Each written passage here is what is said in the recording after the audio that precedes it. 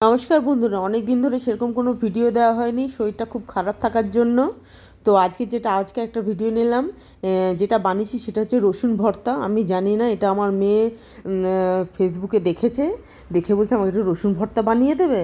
তো এর মধ্যে সর্ষের তেলের মধ্যে দুটো শুকনো লঙ্কা নিয়ে এক মুঠো রসুন নিয়েছি, তাতে এক মুঠো পেঁয়াজ নিয়েছি, আর সঙ্গে দুটো কাঁচা লঙ্কা আর একটা শুকনো লঙ্কা ভালো করে ভেজে নিতে হবে। অল্প একটু নুন দেবেন যাতে জিনিসটা একটু নরম হয়ে যায়, একটু ঢাকা দিতে হবে। ঢাকা দিলে কী হবে, জিনিসটা একটুখানি সফট হবে। হ্যাঁ, এরকম করে। আর এটা আমি ফার্স্ট টাইম বানাচ্ছি, কিন্তু খেতে গরম ভাতের সাথে খেতে দুর্দান্ত হয়েছিল।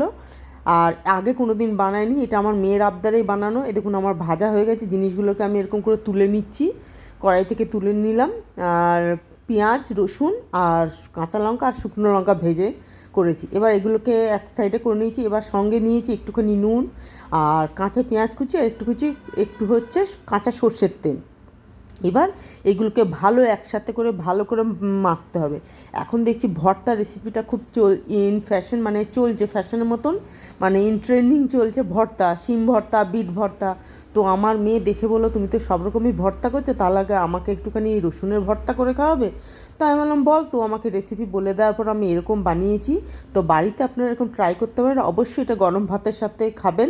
গরম ভাতের সাথে খেলে এটা জাস্ট দারুণ লাগবে।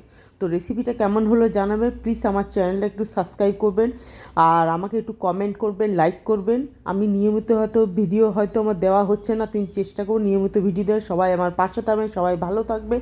ধন্যবাদ, টাটা।